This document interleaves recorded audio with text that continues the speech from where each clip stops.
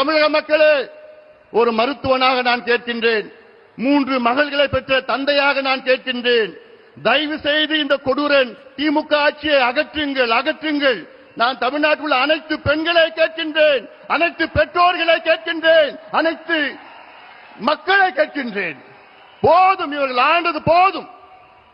நாசப்படுத்திக் கொண்டிருக்கின்றார்கள். ஒரு பக்கம் மது, மறுபக்கம் போதைப் பொருட்கள், ட்ரக்ஸ், நார்கோட்டிக்ஸ். கடந்த 5 ஆண்டு காலத்தில் மட்டும் தமிழ்நாட்டில் 22 லட்சம் கிலோ கஞ்சா வணிகம் செய்யப்பட்டிருக்கிறது. 22 லட்சம் கிலோ. அது மட்டுமல்ல, கஞ்சாவை போன்ற இன்னும் கொடூரமான மோசமான போதைப் பொருட்கள், காக்கைன், ஹெரோயின், அபின், எல்எஸ்டி, மித்தைலாம்பிட்டமின், ஃபென்டனைல் போன்ற மேற்கத்திய நாடில் விற்கின்ற அத்துணை போதைப் பொருட்களும் தமிழ்நாட்டில் நகரங்கள் மட்டுமல்ல கிராமத்திலே விற்றுக் கொண்டிருக்கின்றார்கள். வெட்கக்கேடியாகலாம். இவர்கள் மீண்டும் ஆட்சிக்கு வந்தால் தமிழ்நாடு முடிந்துவிடும். இந்த தலைமுறை இருக்காது. அந்த ஆதங்கத்தில் தான் நான் சொல்கின்றேன்.